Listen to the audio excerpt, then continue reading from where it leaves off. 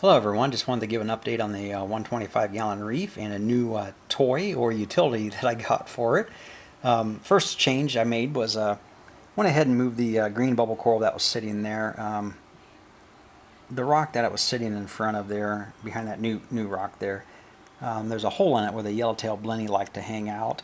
So I guess it saw that coral as being in its way, so it was constantly knocking it over and really starting to stress it. So I moved it down to the right-hand corner. Then this rock here, that's actually new. I drilled some holes in it with a masonry bit and added some new zoanthids in there. They fit nice and snug now, so no glue was required. So that turned out quite well. Then another thing too, update on that sunflower there. Still not fully opening yet. It does open though when I feed frozen foods in here, brine shrimp and such.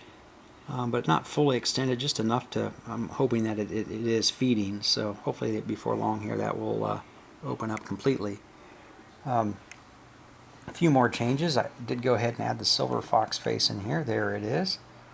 It is now the largest fish in here, and so far it's doing okay. It is getting picked on a little bit by the tangs, but not a whole lot. Still kind of shy yet, but the goal for this guy is to help take care of the bubble algae, which really can become a nuisance once it gets in between your corals and such. Then speaking of nuisance, the Aptasia is still disappearing, so I'm still pleased about that. The file fish is doing quite well. I'm still keeping an eye on it though, just make sure it's not going to start picking on some of the corals. So far so good. Then I did add another new zoanthid right there above the torch. And then right here is where the bubble coral was moved to.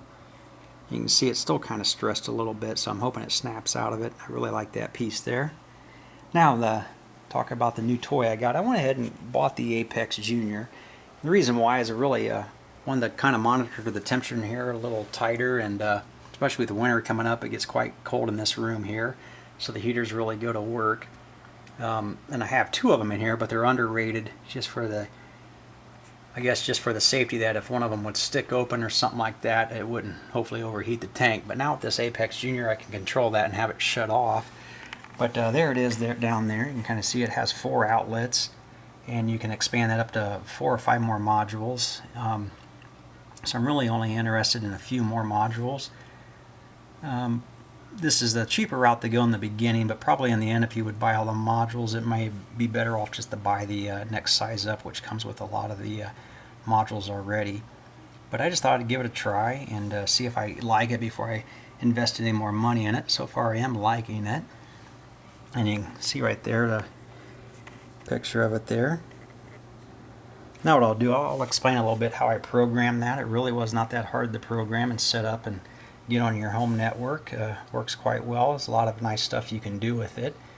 As far as when alerts do happen, you can have it email you and or page you, and plus an audible alarm will go off on this, so that's kind of nice. But like I said, I'm hoping to get a few more of the modules, like the leak detection module, possibly the salinity, and the auto top off is really the only others that I'm interested in right now. But you can see the temperature probe there. I have it inside the tank behind the intake for the filter there. Right there it is, just a little probe that sticks in there, so it can constantly monitor the temperature. So what I'll do is I'll kind of show you the interface of the software for the Apex and show you how I programmed it.